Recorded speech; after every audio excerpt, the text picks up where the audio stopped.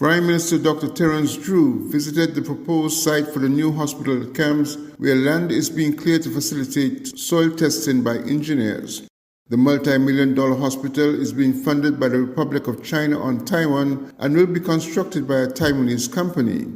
It is one that is being described as climate smart and one that will offer high-quality services. Prime Minister Drew wrote recently, quote, "In this environment of climate change, we need a climate-smart hospital, one that is technologically advanced and one that will satisfy the needs of our people in this new era of healthcare delivery. I want the people of St. Kitts and Nevis to know that they deserve good quality modern healthcare, and we are here to deliver it for you. I want to thank Ambassador Leon Natter, my colleagues in the cabinet, our dear friends from the Republic of China and Taiwan, Ambassador Michael Lin and the government and people of Taiwan, Mr. Victor Williams, the ICC, the Ministry of Health, and all who are playing a role in delivering this major important project," end quote. Resident Ambassador His Excellency Michael Lin said in addition to the financial assistance, the Taiwan government will provide technical assistance to the project. Ambassador Lin said, quote, "We are very happy to provide not only funding, but also we are bringing in one of the most prestigious companies, Overseas Engineering and Construction Company, OECC, from Taiwan, to join hands with the St. Kitts and Nevis government to complete this project," end quote. The 15-acre proposed site in Camps is just opposite the University of Medicine and Health Sciences. Glenn Bart reporting for SK Newsline. The Department of Creative Economy, in a pre-launch press briefing, for the first time provided details on the strategic approach being taken in building the creative economy on St. Kitts and Nevis. According to officials, the Department of Creative Economy will be officially launched on Friday, 28 July 2023. Mr. Bertine Webb, the director of the Department of Creative Economy, commented on the emerging economic sector. The creative industry is a rapidly growing and dynamic sector of the global economy, and with the rise of digital technologies and the increasing demand for creative and cultural content, the creative economy has become an important driver of economic growth, job creation, and innovation. One of the key objectives of the department is to raise the standard and advancement of skills of creatives. We recognize that the quality of creative output is a critical factor in the success of the industry, and we are committed to providing the necessary training and support to help our creatives achieve their full potential. Through a range of training programs, mentorship initiatives, and collaboration with industry leaders, we aim to promote continuous learning and skills development among our creative professionals. In addition to skills development, the department also recognizes the need to sensitize the public on the importance of the creative economy. You know, oftentimes we hear, "Oh, dancing is not a real job," or "He does just DJ on the side."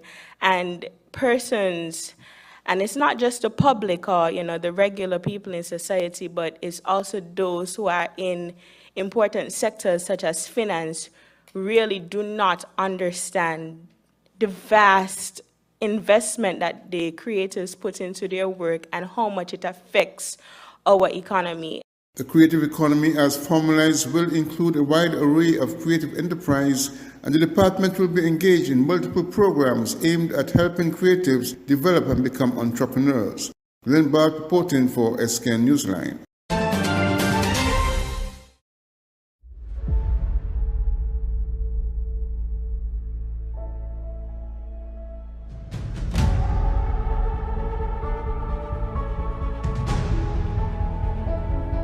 It's beautiful. He took one look at you and the angels started singing.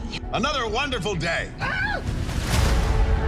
What would you say about staying here for a few months or like a year, just so that we can be together again and just live and love and laugh and have fun and breathe?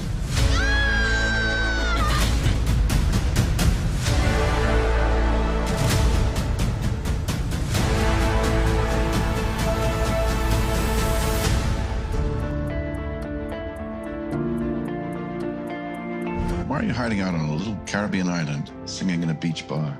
When I came here, I was at peace, and I never left. This is the beating heart of Nevis. This is what grounds me, what feeds my soul. It's where I found myself. I hope your life here will be full of joy. Love this island, my son. She will give you more than you can imagine.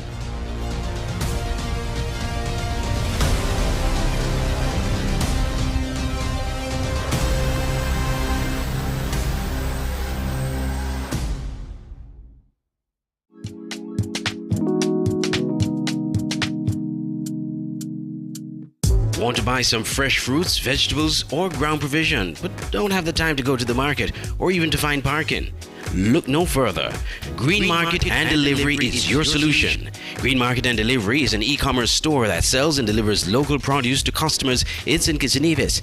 Anything you purchase, you can get fresh from the market and delivered directly to your door. Log on to www.greenmarketskn.com. Click on the e-store link, choose your items, and shop away. We have a wide array of products from fruits, vegetables, local products, spices and seasonings, and much more. Save time and energy. Shop on greenmarketskn.com, your one-stop shop for fresh local produce. Online radio has never been this great.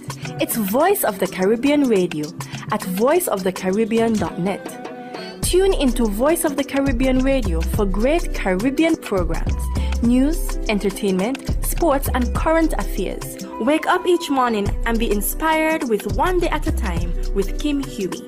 Stay abreast with news across the Caribbean and internationally with the Caribbean News Hour, and be entertained with shows like Reggaeville, Caribbean Classics, and Jive Music Show. Visit our website, download our Android mobile app, or listen us on TuneIn Radio. There is so much more on Voice of the Caribbean Radio, reaching the Caribbean and beyond. Check website or app for program schedule. The SKN Newsline website now offers you more news. Log on to www.sknnewsline.com for local, regional, and international news. You can also watch the latest newscast and keep abreast with news in sports, all from sknnewsline.com. That's www.sknnewsline.com. News at your fingertips. St. Kitts and Nevis will join other Caribbean and Latin American countries in Brussels for the European Union and the Community of Latin American and the Caribbean States Summit, to be held 17th and 18th July. Prime Minister Dr. Terence Drew will lead the national delegation, which will include Minister of Foreign Affairs Dr. Denzel Douglas, Minister of Sustainable Development, Environment and Climate Action Dr. Joel Clark, Foreign Affairs Permanent Secretary Kay Bass, Permanent Secretary in the Prime Minister's Office, Naima Hazel, and Press Secretary to the Prime Minister, Adelcia Connor-Furlans. On the agenda are matters of climate financing, trade, Haiti, the Global Gateway Investment Strategy on Digital Transition, transnational organized crime, security, democracy, rule of law, human rights, humanitarian aid, and cooperation between the European Union and Caribbean countries. The President of the European Commission and the heads of state and government of the 33 CELAC member states and the 27 European Union member countries will be in attendance. Glenn Bard reporting for SKN Newsline. Several sports facilities on St. Kitts will be undergoing significant repairs and restoration following scope of works done by Public Works Department. Facilities at the Connery Cricket already received new male and female washrooms and repainting. Meanwhile, plans are in motion to provide the Connery football field with better facilities. In the Lambers community, the basketball court has been enhanced with new backboards and hoops, and other amenities will provide a family-oriented facility for the entire community. At other grounds, however, there is much evidence of damage and severe disrepair. In an 11th July media tour of facilities, Minister of Sports Samuel Duggan said it was very unfortunate that the facilities were allowed to fall into various states of severe disrepair. Nevertheless, he said his ministry is moving to expedite repairs and restoration works on these facilities. In need of pressing repairs are the Kim Collins Stadium, where public seating, the roofing, washrooms, and other sections of the pavilion are in very bad condition.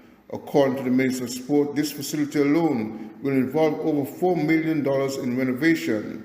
A new track will also have to be laid as the current track is severely damaged.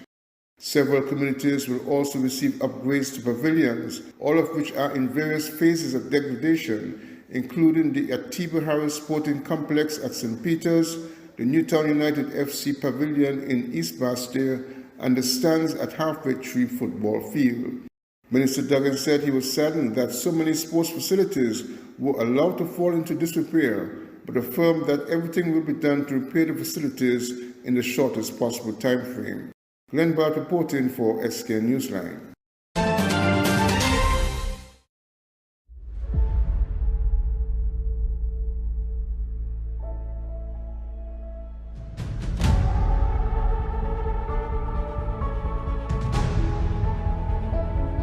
It's beautiful. He took one look at you and the angels started singing. Another wonderful day. What would you say about staying here for a few months or like a year, just so that we can be together again and just live and love and laugh and have fun and breathe?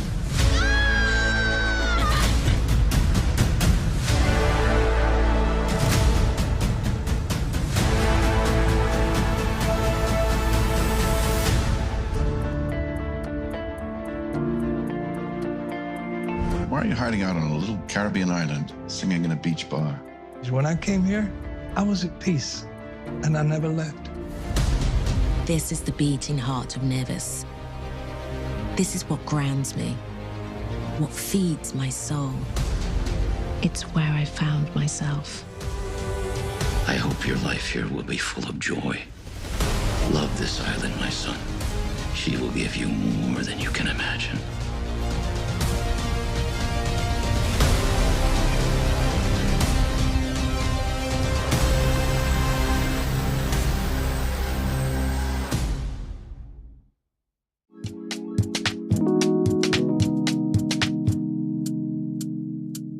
Want to buy some fresh fruits, vegetables, or ground provision, but don't have the time to go to the market or even to find parking? Look no further. Green Market and Delivery is your solution. Green Market and Delivery is an e-commerce store that sells and delivers local produce to customers in St. Kitts and Nevis.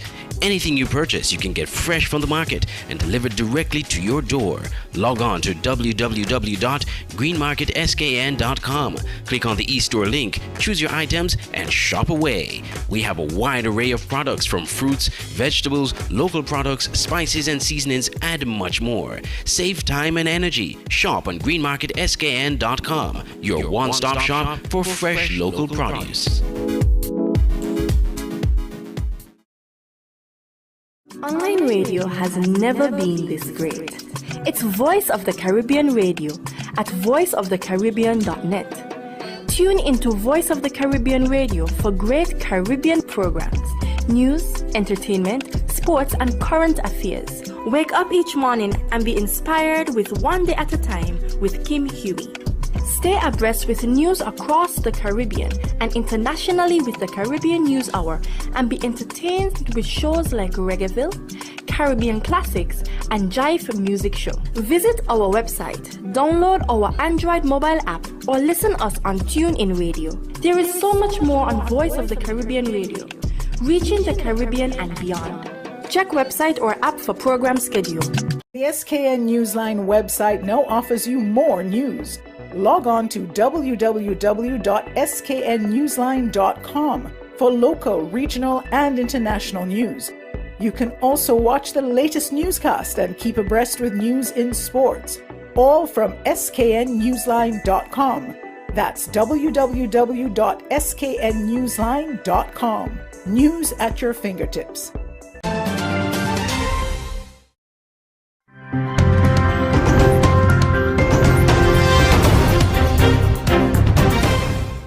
Jamaica's positivity rate for COVID-19 has increased. Health Minister Dr. Christopher Tufton said the spike was noticed following recent tests. However, there are some anomalies with the number of positive cases detected. Generally speaking, remains relatively low. Over the past 4 weeks, there have been an average of 87 confirmed cases. The number of cases are not increasing.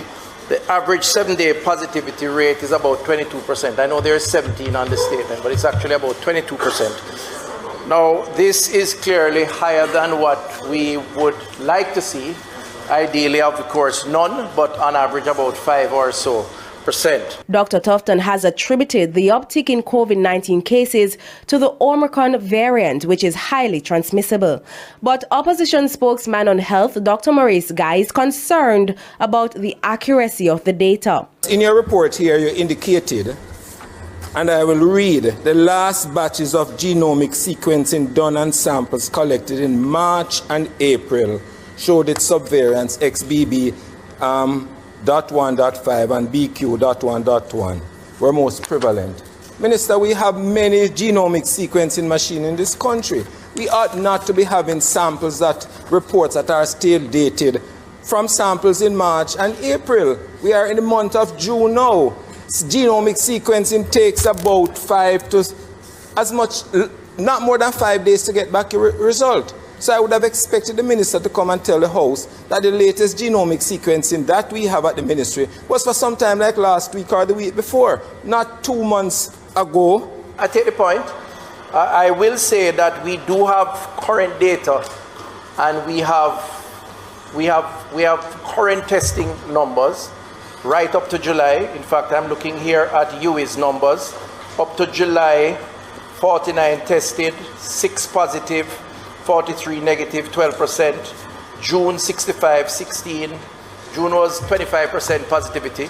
So the University of the West Indies, persons who come in to A&E, they are automatically tested once and they have up to current. Since the onset of the COVID-19 pandemic, Jamaica has recorded a total of 155,455 confirmed cases and 3,586 COVID-19 related deaths. COVID-19 aside, according to the health minister, there is also an uptick in influenza cases. It's why Dr. Tufton is urging Jamaicans to take precautions. Admissions for lower respiratory tract infection, pneumonia that is, were higher than expected in the last 2 weeks. We usually see about 100 to 120 cases each week. We are now seeing a slight increase with numbers up to about 124 cases or so, 24, 25 each week. So slight uptick in pneumonia. Again, the public is reminded that persons at both extremes of age, persons with comorbidities susceptible to severe respiratory infections caused by many different viruses, same precautions that are advised for COVID-19. Sandy Williams, TVJ News. In the coming weeks, CARICOM is expected to receive a report from the Caribbean Development Bank, CDB, with recommendations on how to address the issue of interregional travel. CARICOM Chairman Dominica's Prime Minister Roosevelt Skerritt said the CDB was commissioned to conduct a study to examine Caribbean air traffic and make recommendations on how to address the problem created by the absence of LIAT. We mandated the CDB to engage in a study and to examine air transport within the Caribbean community and to come up with some recommendations on how we should go about addressing this issue with the absence of LIAT. The CDB has completed this study. It presented to us in the next couple of weeks. They have firm numbers in terms of the cost. They're looking at an 8-year or 7-year program cost, and I'm hoping that we can get the buy-in of all of us in respect to this entity, which we believe will complement what CARICOM is doing, will complement what Caribbean Airlines and others are doing. Skerritt said Caribbean Airlines, CAL, and other regional carriers, such as Inter-Caribbean Airlines and Bahamas Airlines, are among the regional carriers that are attempting to fill the void left by LIAT. Trinidad and Tobago's Prime Minister Dr. Keith Rowley announced that his government had received and accepted the CAL strategic plan to procure additional equipment for expanded operations in the region. He announced that the airline was in talks with the Barbados government, and Prime Minister Mia Mottley confirmed that they will be signing an agreement with the airline soon. We actually are about to sign an agreement with CAL if it hasn't been signed by the airport, even as we've spoken. As Prime Minister Skerritt said, this issue is not a simple issue. And the truth is that we have suffered from a significant reduction in seat numbers. We believe that there is enough space for CAL, for Inter-Caribbean, and for any other mechanism that we resolve. And if you dig deep into the industry, and you can talk to CAL, you can talk to others, part of the constraint is the absence of capacity of getting planes and pilots. And therefore, you can't just snap your finger and have access to both. Motley said a cooperative approach to the resolution of the issue of inter-regional travel is needed, rather than depending on a single airline to remedy the issue. Reporting for GBN News, Beverly Tellisford.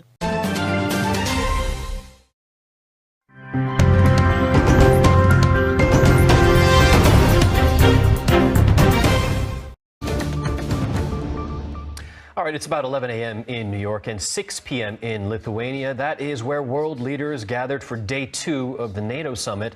President Biden and Ukrainian President Vladimir Zelensky sat for a bilateral meeting earlier this morning. This after G7 leaders made a commitment to Ukraine, promising to provide long-term security to the country.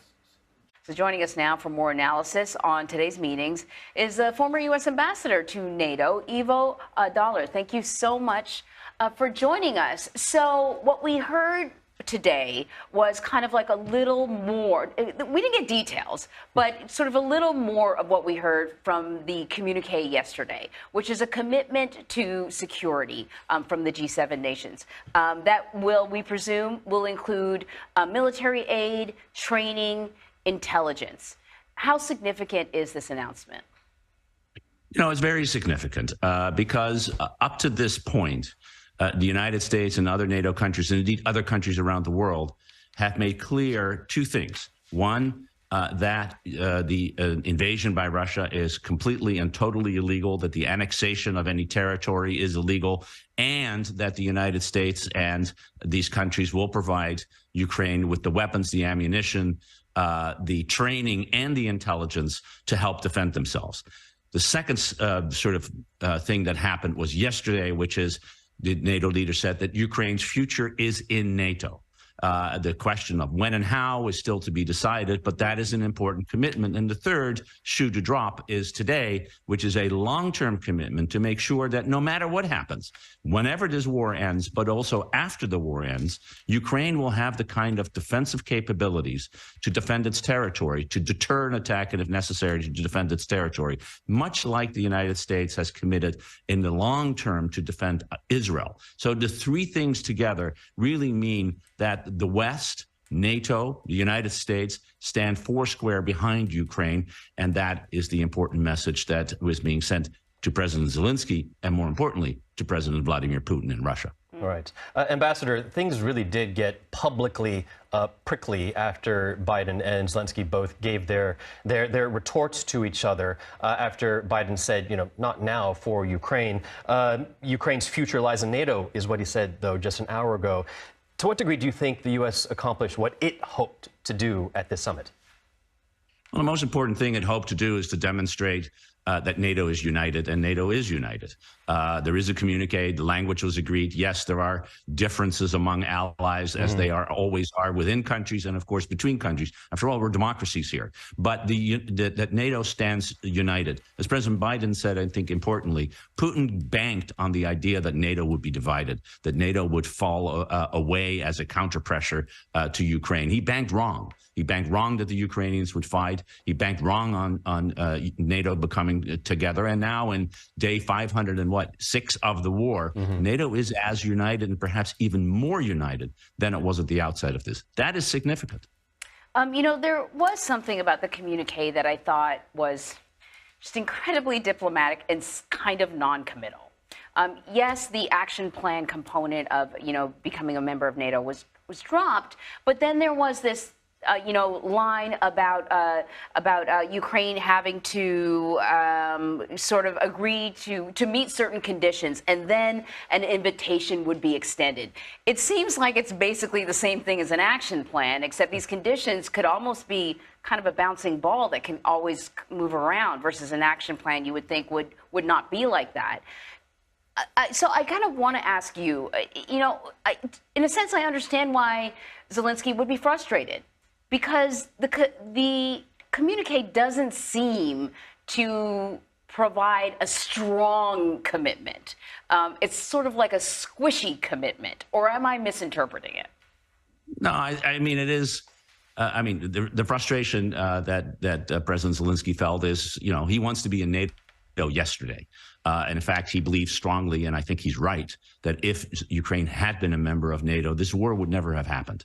And that's the overall big lesson that he has, that in fact Finland and Sweden, who joined after the invasion in 2022, decided to abandon 200 years of neutrality to join NATO, belief. So the frustration is understandable.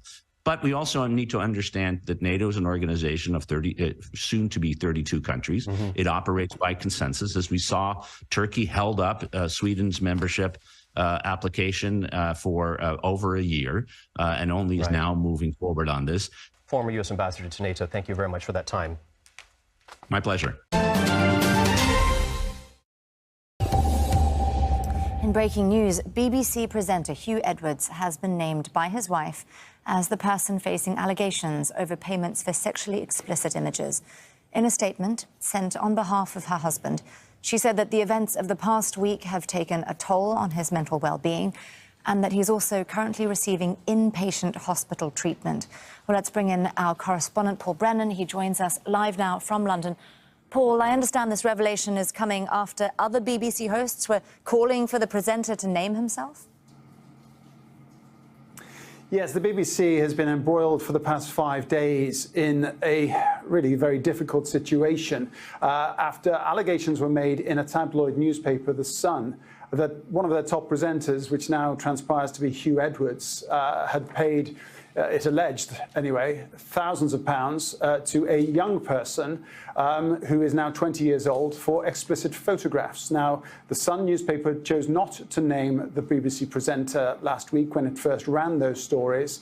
And there has been an actual lack of fact in much of the speculation surrounding that. That said, though, Hugh Edwards' name was being mentioned very early on the internet, on social media, and pressure was mounting for him to either announce himself that he was the person involved or for the BBC or The Sun to name him. Well, the statement that has been issued in the last hour puts some, tragic context on this whole episode. His wife has issued a statement saying that she's issued a statement on his behalf, primarily out of concern for his mental well-being and for the children. Hugh is suffering from serious mental issues and has suffered severe depression in recent years. He's now receiving inpatient hospital care where he will stay for the foreseeable future. Once well enough to do so, he intends to respond to the stories that have been published.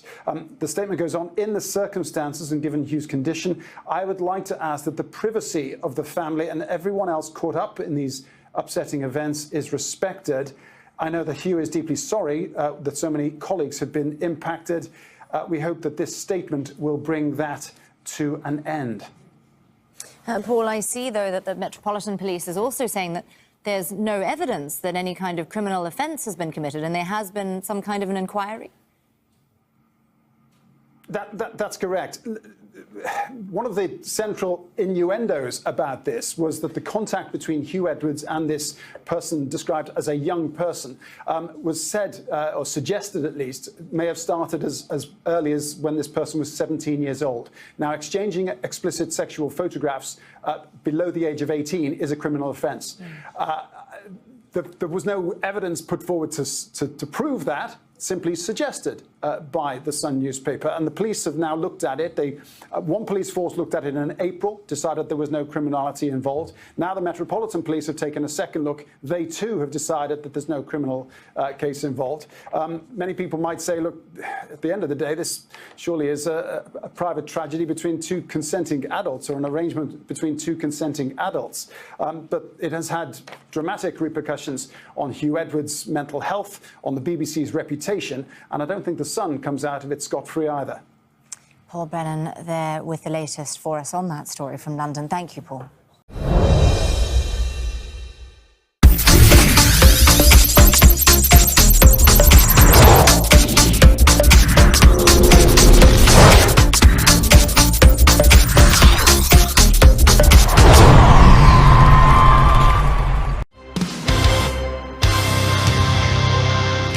And welcome back. It's now time for your lunchtime sports. Double Olympic 800-meter champion South African Caster Semenya has won her appeal at the European Court of Human Rights against rules forcing her to lower her testosterone levels in order to compete. The 32-year-old South African was born with differences of sexual development, DSD, and is not allowed to compete in any track events without taking testosterone-reducing drugs. On Tuesday, the ECHR ruled in favor of Semenya in a case involving testosterone levels in female athletes. A three-time 800-meter world champion and 800-meter and 1500-meter Commonwealth Games champion, Semenya has been in a long-running dispute with World Athletics since regulations requiring her to have hormone treatment were introduced by the governing body in 2018. She has twice failed in legal battles to overturn the decision. The case at the ECHR was against the government of Switzerland for not protecting Semenya's rights and dates back to a Swiss Supreme Court ruling 3 years ago. The decision, made by a panel of 7 people at the ECHR, was split 4-3 in favor of Semenya and may allow her to challenge the Supreme Court or CAS rulings. Now, World Athletics described the ECHR chamber as deeply divided and said it will ask the Swiss government to refer the case to the ECHR Grand Chamber for a final and definitive decision. The Track and Field World Governing Body added that the current DSD regulations approved by World Athletics Council in March 2023 will remain in place. Some cricket news now. Guyanese spinner and the leading wicket taker in regional first-class cricket, Veerasammy Permaul, has expressed disappointment at his non-inclusion in the West Indies team for their 2-test series against India starting on July 12 in Windsor Park, Dominica. While Permaul has been overlooked, Cricket West Indies handed recalls to Bajan left-arm spinner Jamel Warrican and Leeward Islands all-rounder Rakeem Cornwall. According to Permaul, the numbers are there to show, noting he has been getting wickets consistently every season and that he has done work on his batting as well. Permaul, who has taken 607 wickets from 137 first-class games at 20.89, says he was extremely disappointed at his non-selection. In the 2023 West Indies 4-day championship, Permaul picked up 28 wickets at 15.21 in 5 matches, second only to Cornwall's 35 at 14.34 from the same number of games. Warrican played only 2 games in the championship, taking 8 wickets at 23.75. In Test cricket, Permaul has taken 31 wickets in 9 games at 38 runs apiece. Meanwhile, Vice Captain Jermaine Blackwood is the only Jamaican included in the Windies Test squad. Now, Jamaica's under-19 cricket team manager Gibbs Williams says winning the Cricket West Indies Rising Stars 50-over tournament in St. Vincent and the Grenadines is owed to their approach from round 1 of the competition. The young Jamaicans captured the title following a crushing 8-wicket win over the Windward Islands at Sion Hill on Monday, a 4th win on the trot. Led by 3 for 27 from Alex Hines and 3 for 28 from Nasheen Mead, the win was routed for 110 all out in just 31 1.4 overs. Tamari Redwood supported with 2 for 11. The Jamaicans then eased to 111 for 2 with 163 balls to spare, thanks to a top score of 48 from not out from Stephen Wedderburn and captain Brian Barnes, 28 not out. The Jamaicans are now the only unbeaten team in the competition and will play their final game against Barbados. The Windward Islands team, they were second behind us. And the game today was pretty much similar to the other games in that we managed to win the toss. And it's a strategy that we decided to employ given the amount of rains that we've been having, to bowl out our opposition and to allow Duckworth and Louis to take charge. And we managed to defeat all our oppositions before the rains come. So the trend continues. We are now on 20.4 points, which means that no team can surpass us going into the final rounds. And that's where we pull up stumps for now.